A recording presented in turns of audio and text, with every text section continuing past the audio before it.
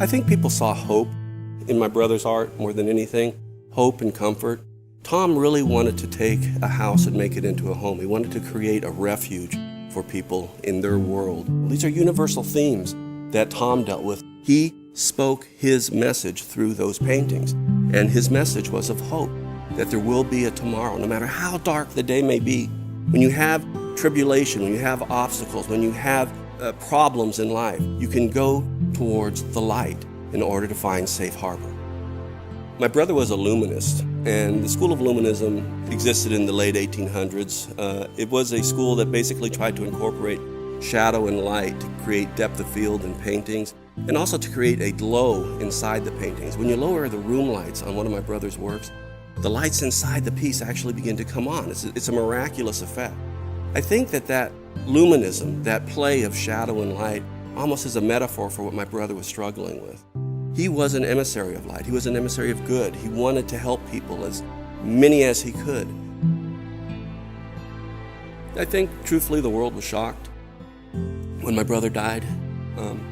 He was such a strong, robust character, full of life, full of energy, vim and vigor. When he was on stage, he absolutely radiated. But he struggled mightily. But the triumph of his life, I believe, was that he never allowed those personal struggles to touch his art. His art remained sublime. His art remained, I think, a manifestation of light and God in this world.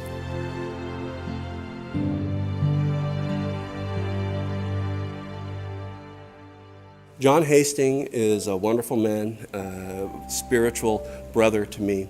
And he was invited to see a rough cut of Beyond the Farthest Star. And he said, yeah, I'd love to see it. He enjoys film as well. He was profoundly moved by that experience. He immediately went to Tom and he said, Tom, you got to see this film. And Tom said, sure, I would love to see it. They saw it together, and Tom had the same experience that John did.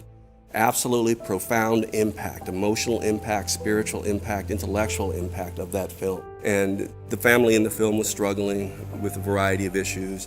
And of course, Tom in his own life was struggling with a variety of issues, and I think that hit home to him. The majesty of the film was that throughout that, all the struggles you saw, you still had this idea of hope, that people could get beyond the problems that they were confronting, that families could find reconciliation, despite how dark the days may seem right now. The film spoke to Tom about that, and in his own life, I think he took that message as hope for himself.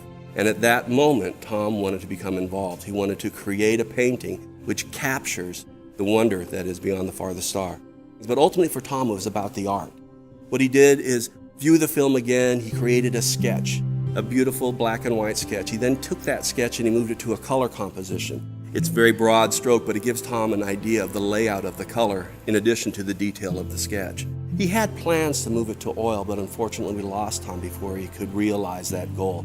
Saddened everybody at the company, it really did. It was such a wonderful project. It meant so much to Tom. We were all so invested in it.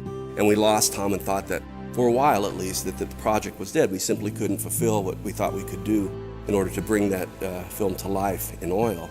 And then we thought, Zachary Thomas Kinkade, my son. He's a very, very talented artist. He worked with Tom. He loves painting in narratives. He's not Thomas Kinkade, but he is Zachary Kinkade. And what a great opportunity to bring the work of Zachary Thomas Kinkade to the world, but through this film that was so important to my brother. I saw the original study and I had to see the film. I wanted to capture the heart of the story along with the wonderment of the night sky. So Zach saw the film, saw the work that Tom had done, and he began working on his vision for Beyond the Farthest Star. Zach composed a piece that I think really captures the film wonderfully. You have a family in the foreground looking up at a night sky, staring up in wonderment. You see a little town down below them, sort of a village being overlooked by the majesty of the sky. To me, I see God in that sky, looking down on a village and a family coming to grips with who they are in relation to both the world as it exists and God as He exists.